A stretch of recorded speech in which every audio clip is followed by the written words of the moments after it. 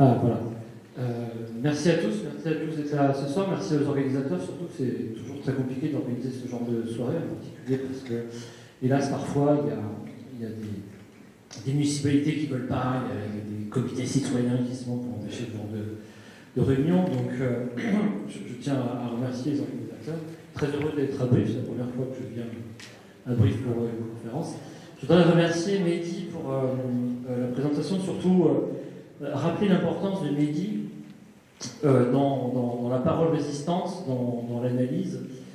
Il y a très très peu de philosophes, sur toute la planète, hein, je ne parle même pas juste en France. En France, à part Mehdi, je ne connais pas. Il y a Giorgio Agamben en Italie qui permet de structurer autour de lui une parole philosophique, analytique, qui permet de faire en sorte que les gens soient quelque part guidés, accompagnés dans leur réflexion. C'est toujours des interlocuteurs, des philosophes comme Agamben ou Mehdi, des philosophes qu'on peut aller voir, avec qui on peut discuter, échanger.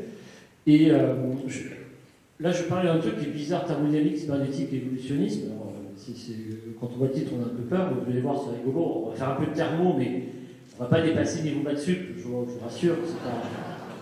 J'irai vite sur les aspects thermo, maths sup.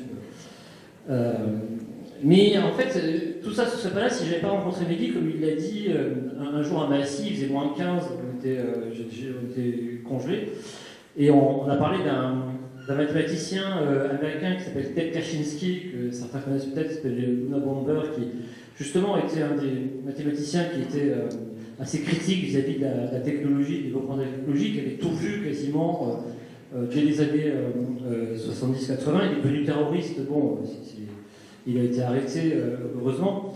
Mais donc, on a pu discuter, et j'ai vu quelqu'un qui, tout de suite, m'a pris au sérieux, en fait, parce que je n'avais pas l'habitude, a priori, dans le monde universitaire, bon, si c'est beaucoup de prétentieux, Dieu en fait partie, et donc, bon, c'est toujours un peu pénible, et donc, c'est quelqu'un, Mehdi, aujourd'hui, avec qui je peux construire, il y a un vrai dialogue qui se fait, il y a effectivement des vrais échanges, et ce qui permet d'explorer, en particulier pour le mathématicien que je suis à la base, toute l'épistémologie et comment cette épistémologie va dériver vers un discours politique, en fait, voilà.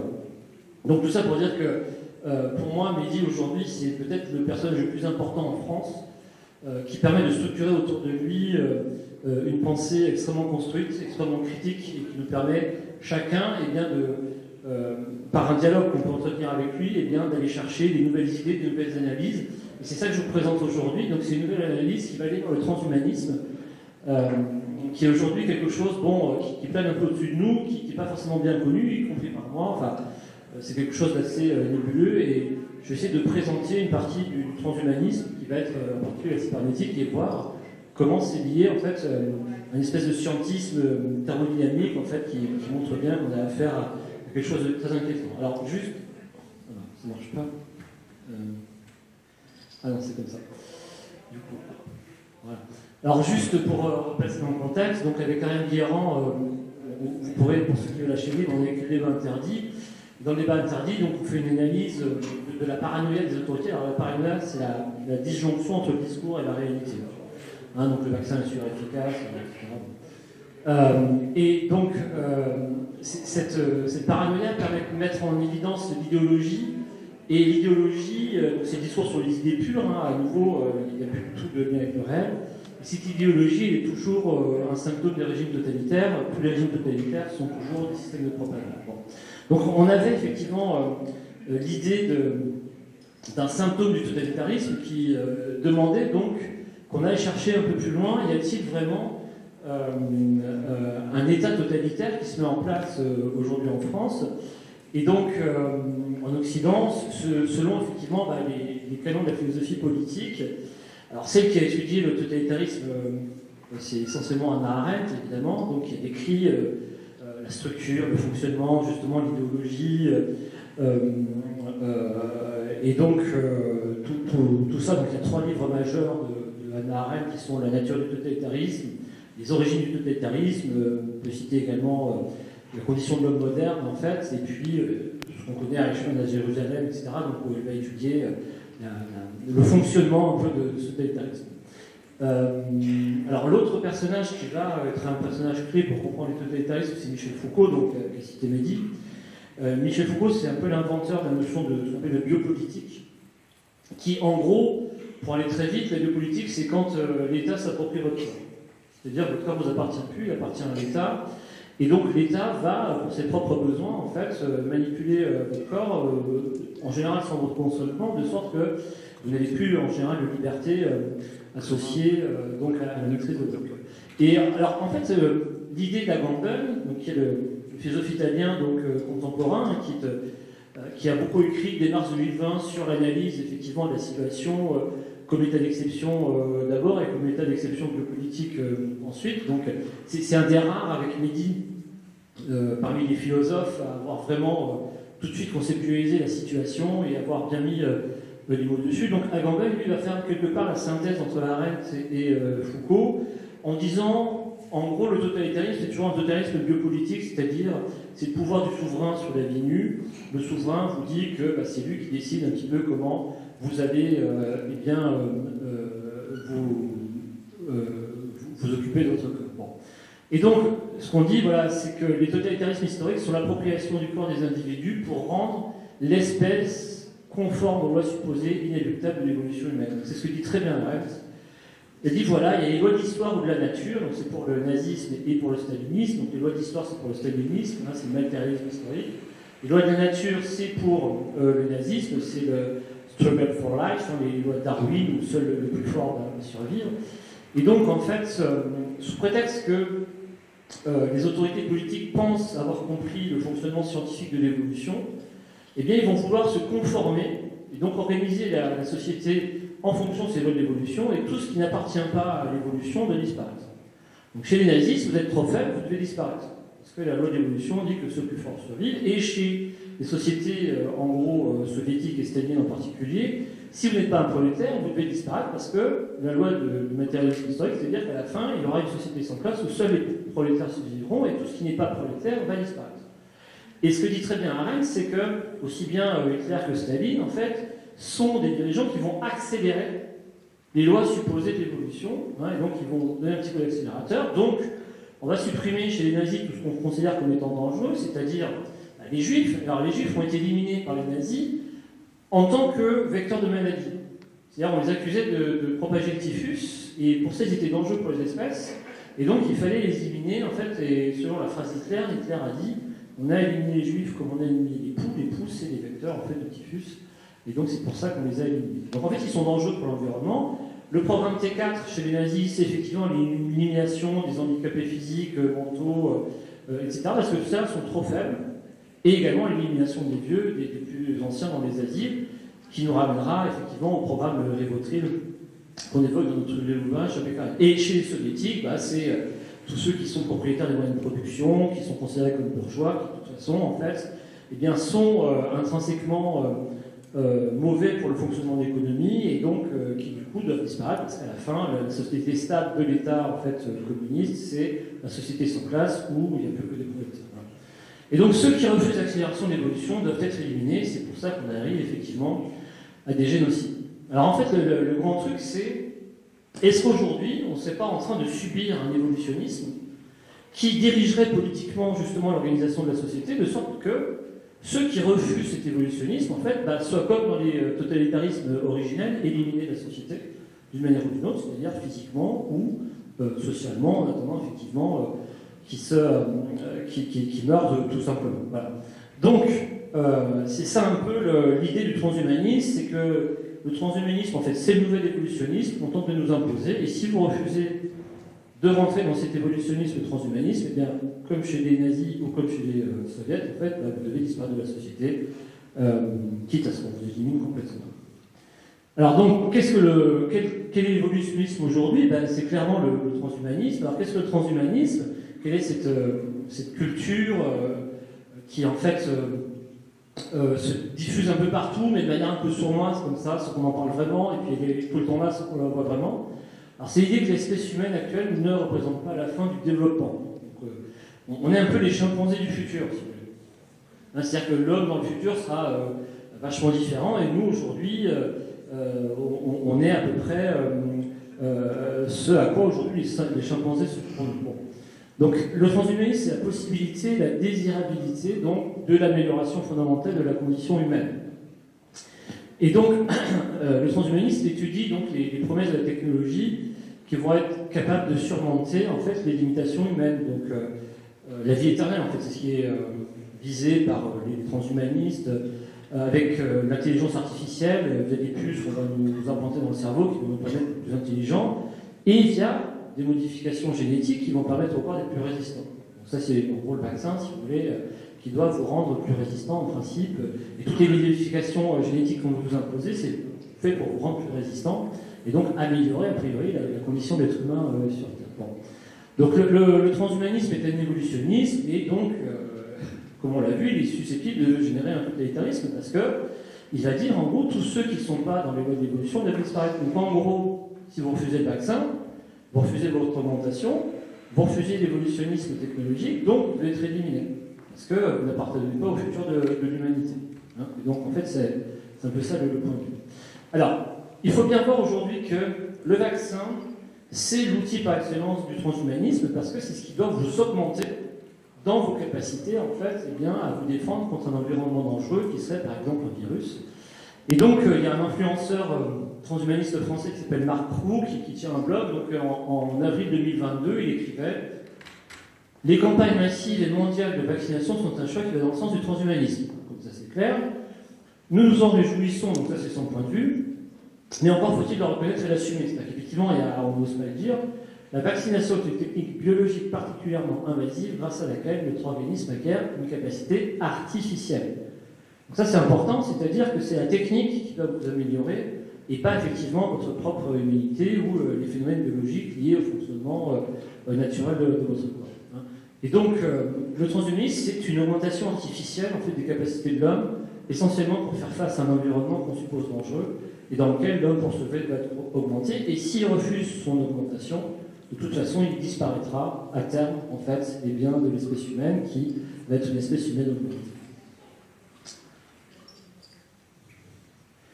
Alors, en fait, il y a plusieurs composantes au transhumanisme, donc ça, c'est important de l'analyser. Il y a en gros deux piliers qui en fait, permettront d'améliorer l'homme dans le futur. Un versant plutôt biologique, qui lui va concerner la modification des gènes et des caractéristiques donc phénotypiques des hommes. Et en fait, cette évolution biologique, elle concerne essentiellement le corps. Ah, donc c'est ça le vaccin. L'ARN, donc c'est une technique génique en fait qui doit faire en sorte que vous puissiez produire donc une immunité contre un virus. Et donc c'est plutôt de type biologique. Donc la matière vivante, mais qui concerne les gènes en fait qui vont être introduits dans votre corps. Et puis il y a un versant technologique qui lui concerne plutôt la fusion homme-machine et qui concerne plutôt que le corps qui va concerner l'esprit. C'est-à-dire que la version technologique, c'est ce que fait Elon Musk aujourd'hui avec Neuralink, c'est-à-dire développement de puces dans le cerveau, avec développement d'une intelligence artificielle que vous serez capable de télécharger et qui fera de vous un être qui pensera plus vite, mieux, et qui sera donc plus intelligent. Alors, ça concerne aussi un peu le corps, si vous voulez, avec toutes sortes de prothèses qu'on pourrait imaginer, des casques d'électroencéphalographie, les Google Glass, par exemple, les lunettes Google, qui doivent vous aider à avoir technologiquement une vision plus importante. Et derrière, donc, le versant technologique, il y a bien sûr l'intelligence artificielle et l'autre. Alors, en fait, ces deux versants, alors, bon, comme toujours, on est sur les idées, on n'en invente jamais rien. C'est-à-dire que les nouveaux concepts qui apparaissent souvent sont faits en réaction ou en continuation de ce qu'il y avait avant eux. Et en fait, le transhumanisme va naître effectivement donc, de l'héritage biologique et technologique. Et ça naît en gros pour l'héritage biologique, c'est-à-dire l'idée qu'on va améliorer les gènes de l'espèce. C'est quelque chose qui est profondément nazi, qui vient de l'Europe nazie. Les nazis avaient dans l'idée une dégénérescence de la race contre laquelle il fallait lutter, et donc il fallait sélectionner les meilleurs biologiquement. Hein, c'est ce qu'ils ont fait avec les Aryens, les fermes de reproduction, l'élimination de ceux dont on pensait qu'ils avaient des gènes défaillants, donc les juifs en particulier. Et il y a un héritage technologique qui vient plutôt de l'Union soviétique, en fait, puisque chez les communistes, en gros, la technologie sauvera le monde, et en fait, qui a donné naissance à un concept qu'on appelle le cyborg. Le cyborg, donc, c'est la contraction de terme, c'est cybernétique organisme. C'est un organisme cybernétique. Et en fait, l'organisme cybernétique, c'est quoi? C'est l'idée que l'homme doit s'augmenter par la technologie, en particulier pour aller à la conquête de l'espace. C'est-à-dire que dans le futur transhumaniste, il y a l'idée que la vie sur Terre va devenir à terme en fait impossible, parce que l'environnement va être dangereux, parce que les ressources sont limitées, donc les accidents nucléaires, les virus, la pollution, le réchauffement climatique, ce que vous voulez. Et donc, à terme, il faudra aller à la conquête de l'espace, sauf que dans l'espace, effectivement, l'environnement n'est pas adapté pour l'homme. Vous avez deux possibilités. Soit vous cherchez à adapter l'environnement à l'homme, soit vous cherchez à adapter l'homme à son environnement. Et pour adapter l'homme à son environnement, en fait, il faut le changer, donc il faut lui donner des attributs technologiques qui lui permettront en fait de survivre dans un environnement qui sera effectivement en général inadapté. Donc voilà pour ces idées en fait de l'évolution de l'homme. Donc en gros, dans le transhumanisme, l'environnement devient dangereux, soit on va sur l'espace, soit on reste sur une terre dégradée. Et donc il faut s'augmenter, parce que si vous n'augmentez pas, de toute façon vous disparaîtrez. Et donc c'est ça en fait qu'on impose comme évolutionnisme en fait. Donc voilà pour la mise en scène évolutionniste. Alors, comme j'ai dit, il y a deux versions au transhumanisme, la version plutôt cybernétique, la version plutôt biologique. Et moi je vais m'intéresser plutôt à l'histoire de la cybernétique ici. Voir d'où ça vient, pourquoi effectivement ça s'impose, et on verra à la fin que, alors je spoil un peu la fin, mais que le masque en fait est un attribut cybernétique qu'on cherche à imposer pour habituer en particulier les enfants à un avenir dans lequel ils devront s'augmenter technologiquement pour survivre à leur environnement. C'est pour ça que c'est idéologiquement très puissant, parce qu'en fait derrière il y a toute la philosophie cybernétique. Alors, voilà, je vais parler de la dualité en fait qu'il y a aujourd'hui dans la cybernétique entre en gros le corps et l'esprit, entre l'énergie et l'information. Et on va voir que derrière cette idée d'information, il y a l'idée des puces Neuralink, il y a l'idée de l'intelligence artificielle, il y a l'idée en fait du hackage, comme nous dit Harari, du hackage du cerveau maintenant, etc. Bon. Donc je parle d'un entretien donc, en 1980 entre Michel Salomon et Jacques Attali. Donc, Jacques Attali est transhumaniste depuis très très longtemps, et dès qu'il y a une connerie à dire là-dessus, il est jamais en retard. Et déjà en 81, donc c'est le fameux bouquin où il défend l'euthanasie comme système de gestion des sociétés libérales, disons. Et donc Michel Salomon lui pose une question et lui dit voilà, il semble que nous quittions l'ère de la physique pour entrer dans l'ère de la biologie, proche d'un panbiologisme, et de votre avis. Et Jacques Attali répond un truc très très bizarre, qui était assez hermétique, juste à ce que j'essaie de comprendre un peu plus. Jacques Attali dit « Je crois que nous sortons d'un univers contrôlé par l'énergie pour entrer dans l'univers de l'information. » Donc il commence à poser énergie, information, et il dit avant, donc c'était l'univers de l'énergie, en fait, derrière l'univers de l'énergie, il y a le fait qu'on a remplacé le travail de l'homme par celui de la machine, que donc on a trouvé dans le contrôle de l'énergie des machines de quoi remplacer le travail de l'homme. Bon. Et il dit simplement ça c'est fini, on entre dans une nouvelle ère, donc il va être en gros la révolution informatique, où eh bien, on va rentrer dans l'univers de l'information. Et il dit si la matière est énergie, en revanche la vie est information. C'est-à-dire qu'il va définir la vie par la notion d'information. Et ça, c'est très bizarre à comprendre. Pourquoi la vie, en fait, est définie par l'information? Pourquoi, en gros, l'homme, la vie de l'homme, du coup, va être définie, on va voir, par son cerveau essentiellement. Et pourquoi, en fait, c'est le cerveau et l'information qu'il y a dans le cerveau qu'il faut préserver, et comment ça, en fait, va de manière un petit peu, si vous voulez, utopique, nous amener vers la vie éternelle. Donc en fait, c'est ça, cette notion d'information. Donc, il y a une nouvelle anthropologie, l'anthropologie c'est l'étude de l'homme, hein, d'accord, qui établit donc une dualité énergie-information chez l'être humain. Et cette dualité énergie-information, donc le transhumanisme se propose de la perfectionner au moyen de la biologie et de la technologie. Et on va voir qu'en fait, l'idée de l'amélioration biologique, c'est l'amélioration du corps humain, c'est augmenter son énergie. En particulier pour résister à toutes sortes de... Voilà. Tandis que la technologie aura essentiellement pour but, par l'intelligence artificielle, d'améliorer la manière avec laquelle on stocke et on traite l'information dans notre cerveau.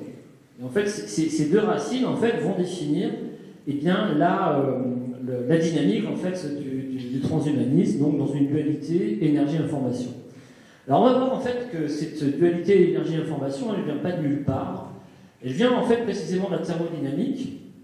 Et en fait, le transhumanisme, dans cette version que je présente, c'est l'idée que la science thermodynamique va s'appliquer directement en fait, à la compréhension de l'homme. Et donc, on va voir pourquoi et comment ça peut effectivement se réaliser, en tout cas dans le discours transhumaniste. Alors donc, la thermodynamique devient le modèle de l'homme, donc ça c'est très bizarre. Et en fait, c'est ce qu'on appelle un syncrétisme. C'est-à-dire que il y a des gens, des scientifiques en général, qui ont compris des choses dans leur domaine, et qui tout d'un coup vont se mettre à parler, avec les connaissances qu'ils ont acquises, de sujets qui ne concernent pas, effectivement, le domaine qu'ils ont compris.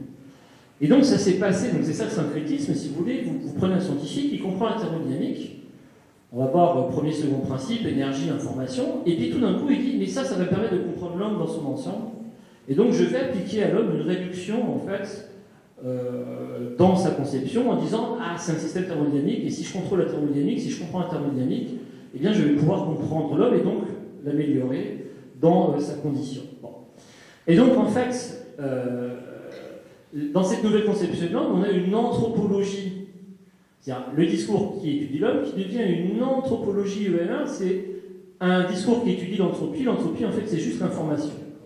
Voilà, donc on va voir comment, effectivement, à partir des principes de la thermo, on a construit un discours sur l'être humain, et ce discours sur l'être humain, en fait, eh bien, il est aujourd'hui un des guides du transhumanisme. Alors juste, on va reparler alors là on fait un peu de thermo, je vais aller vite. Donc la thermodynamique justement c'est l'étude de l'énergie, et de l'énergie en fait qui est conditionnée par l'information anthropique. Bon. Alors le premier principe nous dit à tout système on peut associer une fonction d'état qui mesure l'énergie interne d'un système, et puis cette énergie elle se décompose toujours en deux formes, une qui est le travail, l'autre la chaleur. Alors le travail, je rappelle ce que c'est quand vous avez une énergie en gros liée à un système en mouvement, et la chaleur c'est tout simplement la température que vous avez dans un système, et donc vous pouvez transformer de la chaleur en travail, du travail en chaleur. Alors, exemple, quand vous faites une centrale nucléaire, vous avez une pression à haute température, à haute pression, et puis vous la mettez en contact avec un réservoir à basse température, à basse pression, ça crée un flux. Et ce flux, il fait tourner une turbine qui elle-même alimente un générateur, et vous créez du coup de l'électricité. Donc ce faisant, vous transformez de la chaleur en travail. À l'inverse, quand par exemple vous freinez avec votre voiture, eh bien le mouvement se dégrade sous l'effet des frottements, et là vous chauffez en général. Et donc vous avez donc comme ça possibilité de transformer de la chaleur en travail, ou du travail en chaleur, et tout ça, ça va conditionner la machine à vapeur, tous les systèmes thermiques, les frigos, etc. etc. Bon. Et donc ça, c'est le premier principe énergétique. Et le second principe vous dit, oui, on peut transformer de la chaleur en travail, du travail en chaleur, mais on ne peut jamais le faire n'importe comment. Et donc, il y a un principe qu'on appelle le second principe, qui dit que, voilà, en plus de l'énergie, on peut associer à chaque système ce qu'on appelle une fonction d'entropie, qui en fait, on va voir avec une fonction d'information du système. Et il y a un principe anthropique qui dit que on ne peut pas échanger comme on veut de la chaleur du travail avec un système. Il faut qu'on vérifie ici ce qu'on appelle l'inégalité de Clausius. En fait, voilà. Alors, cette inégalité de Clausius, elle vous dit par exemple, quand vous voulez échanger de la chaleur d'un système vers un autre, vous ne pouvez pas le faire n'importe comment. La chaleur va toujours des hautes températures vers des basses températures, et pas l'inverse.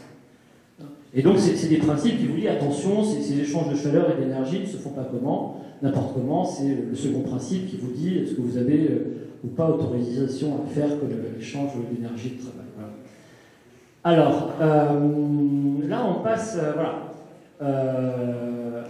à l'idée que donc le second principe va permettre de montrer en thermodynamique, justement, que les systèmes thermodynamiques évoluent vers des états, ce qu'on appelle d'équilibre irréversible stationnaire. Alors, c'est un truc tout con, hein. Bon, il y a beaucoup de vocabulaire derrière, mais tout à l'heure, c'est vraiment tout con. Alors, je ne sais pas si j'ai un petit laser avec le truc. Ah oui, là j'ai un petit. Voilà. Donc là, vous avez un système avec ici à gauche de l'eau chaude, disons, à droite de l'eau froide. Et en fait, l'eau chaude, c'est quoi? C'est des molécules qui s'agitent avec une certaine vitesse moyenne, donc une énergie d'agitation ici. Et puis l'eau froide, ça s'agite aussi, mais un petit peu moins vite. Et donc, quand vous mettez en contact, donc là vous avez ce qu'on appelle une paroi diabétique, vous retirez la paroi, et sous l'effet de l'agitation moléculaire, pardon, vous allez obtenir tout simplement un mélange d'eau tiède. Voilà, ça se mélange, ça fait de l'eau tiède. Et une fois que vous êtes dans l'eau tiède, par contre, vous êtes dans un système qui ne peut plus revenir en arrière. C'est-à-dire, spontanément, quand vous avez de l'eau tiède, vous ne pouvez pas reformer un bac d'eau chaude et un bac d'eau froide. C'est pas possible. Hein, pour ça. Et donc, en fait, vous avez un système comme ça qui va, par agitation moléculaire, évoluer vers un mélange en fait qui est stationnaire, homogène et irréversiblement dans son état donc, de mélange. Bon. Et alors, ce que vous faites là avec l'eau chaude et l'eau froide, vous pouvez le faire ici avec du dioxygène et du diazote. Si vous avez ici du dioxygène et du diazote, d'abord bien séparé, vous retirez la paroi, ça se mélange, et puis à la fin, vous avez un mélange homogène, en fait, diazote et d'oxygène. Et une fois que vous êtes dans ce mélange, vous ne revenez pas, en fait, à un état de ségrégation. D'accord? Et donc, cette idée que donc, le second principe va driver les systèmes vers, à la fin, un équilibre homogène stationnaire, c'est-à-dire irréversible, c'est quelque chose qui va profondément angoisser, en fait, les transhumanistes. Alors, on va le voir. Alors, hop, je passe ici, voilà. Et donc, en fait, il y a des gens qui vont croire que ce second principe, alors il s'applique uniquement sur le système moléculaire, en gros, pour fabriquer de l'eau tiède ou faire tourner une machine à vapeur, mais c'est un principe assez, si vous voulez, circonscrit à la thermodynamique elle-même. Et pourtant, les transhumanistes, en fait, vont penser que ce principe drive l'univers et le conduit à sa mort. C'est-à-dire qu'en fait, les transhumanistes, ils ont peur qu'on meure tous dans l'eau tiède, c'est-à-dire que, à cause d'agitation moléculaire désordonnée un peu partout, eh bien, on arrive à un système où tout est dans un état homogène stationnaire et donc où la vie disparaît, puisque, effectivement, tout devient irréversible. Et donc, il y en a un qui s'appelle Elon Musk, que vous connaissez peut-être, qui a publié en 2019 un tweet qui est Entropy is the source and the end of life in the insistence of the multiverse. L'entropie est le début et la fin de la vie dans notre univers. Et un cosmologiste du MIT, donc un peu quelconque, disait la même chose. Il disait, lorsque j'ai appris pour la première fois notre progression inexorable vers la mort thermique, donc c'est l'eau tiède, hein, j'ai trouvé ça plutôt déprimant et je n'étais pas le seul. Le pionnier de la thermodynamique, donc Lord Kelvin, écrivait que le résultat serait inévitablement un état de repos et de mort universelle. Voilà. Donc ils ont tous peur que le second principe nous conduise vers la mort homogène, et donc ils vont vouloir essayer de lutter contre ça, et on va voir comment. Alors du coup, ils vont se dire, voilà, si effectivement le second principe nous conduit vers le mélange homogène par agitation moléculaire, eh bien en gros, il va falloir, pour lutter contre ça, imaginer qu'on est capable d'empêcher cette homogénéisation, et donc ils imaginent ce qu'on appelle, par une expérience de pensée, donc un démon de Maxwell. Le démon de Maxwell, il dit oui, alors lui, il est capable de prendre l'information, et dans la chambre chaude, il va choisir toutes les particules qui ont une vitesse faible, hop, il va les faire entrer dans la chambre froide, et à l'inverse, dans la chambre froide, il va prendre toutes les particules qui ont une grande vitesse, et il va les mettre dans la chambre chaude. Et ce faisant, il va organiser une transfert de chaleur, en fait, du froid vers le chaud, et donc il va s'opposer au principe d'homogénéisation, et donc permettre de faire en sorte qu'on n'entre pas tous dans la mort thermique. Bon. Donc le démon, c'est un personnage créé par les scientifiques qui est capable de s'opposer à la mort thermique en recréant la ségrégation, donc pour s'opposer au mélange. Et donc pour pouvoir recréer en fait, cette ségrégation, il doit utiliser de l'information. C'est pour ça que l'information est source de vie. Parce qu'en fait, si vous laissez faire le mélange, vous êtes dans la mort thermique, donc il faut s'opposer au mélange pour redonner de la vie. Or, effectivement, s'opposer au mélange, c'est comprendre à l'information sur les agitations thermiques pour réorganiser le transfert en sens inverse. Donc, l'information est source de vie, c'est ce qu'on va appeler d'ailleurs, chez les philosophes, la négantropie. Donc en fait, vous voyez que c'est assez, donc je passe ici assez vite, puisque j'ai plus beaucoup de temps, et donc à partir de ça, on va voir que ce qui compte pour les cybernéticiens, les transhumanistes, c'est d'organiser et de comprendre l'information, parce que l'information, c'est ce qui permet de lutter contre les mélanges et contre la mort associée. Et donc c'est l'information qui compte dans la conception anthropologique, donc, eh bien, des cybernéticiens. Et donc, lorsque l'être humain est appréhendé de façon stricte, donc selon les principes de la thermodynamique, vous avez le corps, qui est la biologie, qui est l'énergie, qui relève du premier principe, et vous avez le cerveau, qui est l'information, qui est l'entropie, qui relève du second principe. Et le cerveau, c'est celui donc, qui, comme en thermodynamique, organise les transferts d'énergie, de sorte que, effectivement, eh bien, on puisse vivre. Voilà. Donc, du coup, les deux grands types d'amélioration transhumaniste s'appréhendent selon les grandes substances de la thermodynamique, l'énergie et l'information, donc, qui sont celles pour lesquelles on doit lutter, de sorte qu'on améliore le fonctionnement, effectivement, de l'être humain. Donc, la biologie, l'augmentation biologique, c'est l'augmentation de l'énergie. L'augmentation de l'information, c'est l'augmentation, effectivement, du cerveau, qui va nous permettre d'utiliser, donc, au mieux notre énergie, comme c'est le cas, effectivement, en thermodynamique. Donc, cette conception, alors, elle est intéressante parce qu'elle rejoint le dualisme cartésien au sens où, chez Descartes, l'homme est composé d'une âme donc, et d'un corps. Hein, donc, c'est la conception philosophique concernant le rapport entre le corps et l'esprit. Donc, Descartes reconnaît l'existence de deux types de substances, l'esprit ou l'âme, hein, le res cogitans, le cœur, le res extensa. Et donc,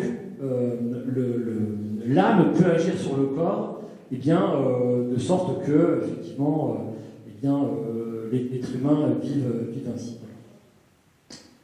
Alors, la cybernétique, en tant qu'elle va prétendre que le corps s'organise comme un système thermodynamique, avec donc l'information pour le cerveau, l'énergie pour le corps, constitue ce qu'on appelle une gnose.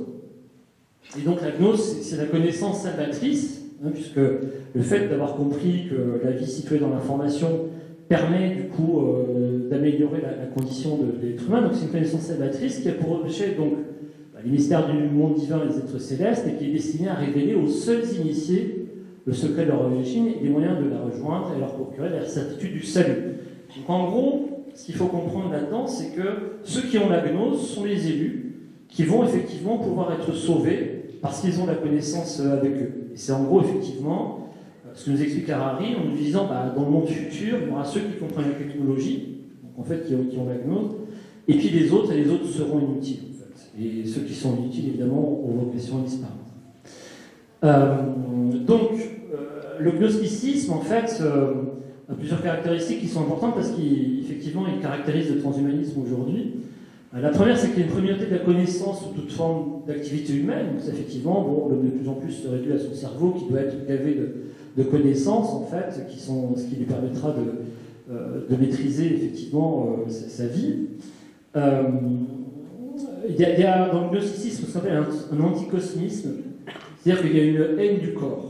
Le corps, c'est pénible parce qu'effectivement, c'est une prison dont il faut s'évader, c'est quelque chose qui vieillit, c'est quelque chose qui peut tomber malade, etc. Donc c'est quelque chose, effectivement, dont il faut s'affranchir, d'où le fait que, dans le transhumanisme, en fait, on a une envie, effectivement, importante de faire en sorte que tout soit concentré dans le cerveau. Le cerveau, ce sera de l'information qu'on pourra stocker, qu'on pourra traiter, et on pourra changer de support. Du coup, quand votre corps est fatigué, etc., vous mettez votre cerveau stocké sur un disque dur en attendant de trouver un autre corps qu'on répare le vôtre, et puis après, pouf, on vous rebranche de nouveau, et comme ça, du coup, vous êtes affranchi de la trivialité matérielle du corps. Bon. Donc, là, les prisonnières du corps, donc ça, c'est pénible aussi chez les transhumanistes, le fait que pour exister, le cerveau doit vivre dans un corps, et en fait, dans le transhumanisme, l'intérêt du corps, c'est de ne faire que fonctionner le cerveau. Hein, et donc c'est pour ça qu'il faut absolument essayer de dissocier les deux et de faire en sorte que le corps soit quelque chose dont on puisse finir par s'affranchir, en particulier si on veut la vie éternelle. Voilà. Alors, il y a un truc qui est important dans le transhumanisme, dans le gnosticisme, pardon, c'est ce qu'on appelle l'allégorisme. C'est-à-dire que on a vu dans la thermodynamique, donc comme nouvelle anthropologie, que c'est le démon de Maxwell qui sauve tout. Le démon de Maxwell est capable de prendre l'information, à partir de l'information de recréer la ségrégation étant effectivement la manière de lutter contre la mort thermique, c'est-à-dire l'état homogène uniforme stationnaire. Et ça c'est important parce que dans la gnose, en fait, le dieu biblique, c'est celui qui était en fait le démiurge, parce qu'en fait les lois de la nature, donc le second principe, sont celles qui vous conduisent en principe vers le mélange uniforme stationnaire, qui est justement la mort thermique. Donc quand vous le réinterprétez dans une forme de religion, en fait, du coup, les lois de la nature qui viendraient de Dieu, eh bien, sont celles qui vous conduisent à la mort, et à l'inverse, c'est le démon, en fait, qui va vous rétablir la vie, puisque c'est lui qui, par l'information qu'il peut prendre, eh bien, est capable de réintroduire la ségrégation et donc de lutter contre la mort. Voilà. Et dans le gnosticisme, alors évidemment, les élites sont prédestinées, en fait, au salut, et ce sont les seuls à pouvoir, à la fin, eh bien, tirer leur épingle du jeu. Voilà. Et donc ça, c'est tout le discours transhumanisme. En fait. Le discours transhumaniste est vraiment construit comme une gnose, et donc promet le salut aux seuls détenteurs de la connaissance, hein, donc les autres sont destinés à disparaître. Alors, pour les adeptes de la gnose, donc l'humanité se divise en trois. Il y a ceux donc qui savent qu'ils sont pourvus d'une perfection innée, dont la nature est un esprit. On les appelle les pneumatiques, donc ils sont prédestinés au salut. Donc ça, c'est ce que nous dit Attali dans une vidéo. Il dit qu'il y a 150 millions de personnes à peu près qui sont ceux qui auront la liberté absolue, le pouvoir absolu, etc. Et ceux-là domineront le monde. Il y a ceux qui n'ont qu'une âme et point d'esprit. Donc ça, c'est en gros la classe moyenne qui va faire des études pour essayer de s'élever au niveau de la connaissance, effectivement, des élites. Et donc, eux, ils peuvent éventuellement être sauvés, mais alors, par contre, il va falloir qu'ils aient effectivement beaucoup d'efforts à fournir. Et en fait, il y a les êtres dépourvus d'esprit, d'âme, uniquement constitués d'éléments charnels qui sont voués à la destruction, donc les élites. Et donc, Attali en parle. Attali, alors je ne vais pas le lire la vidéo là, parce que je n'ai pas la connexion Internet, mais qui dit voilà, l'humanité sera divisée en trois catégories, ceux qu'il appelle les nomades de luxe, les nomades de misère et une classe moyenne, voilà. Et donc, il est vraiment dans cette idée que le discours transhumaniste, en fait, est un discours gnostique qui va séparer effectivement l'humanité en trois classes. Et on se doute bien que dans ces trois classes, eh bien, effectivement, ceux qu'il appelle les nomades de misère, voilà.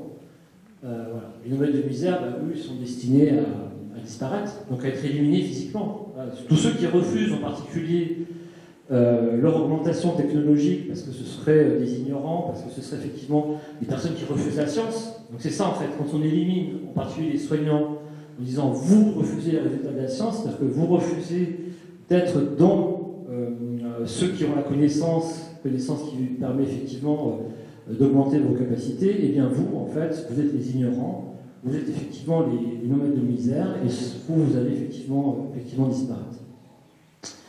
Donc, en conclusion, pour faire un petit peu le tour, donc, les évolutionnismes, alors que ce soit le darwinisme, le matérialisme historique, ou aujourd'hui le transhumanisme, sont des croyances scientistes, c'est-à-dire que c'est de la fausse science, et on le voit parce que derrière justement le transhumanisme, il y a cette idée d'une interprétation thermodynamique en fait, de l'homme qui est complètement délirante par rapport à tout ce qu'on peut connaître de l'homme et qui tend à s'imposer comme nouveau discours sur l'évolution.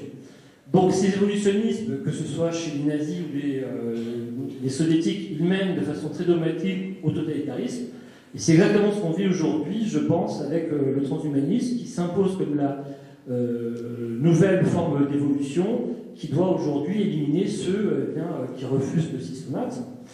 Donc dans ce transhumanisme, il y a effectivement une composante cybernétique qui est essentiellement technologique, qui est basée effectivement sur des croyances complètement anti-philosophiques, c'est-à-dire qu'on a appliqué brutalement à l'homme des connaissances, en particulier thermodynamiques, qui n'ont a priori aucune raison de s'appliquer à l'étude et à la compréhension de l'homme.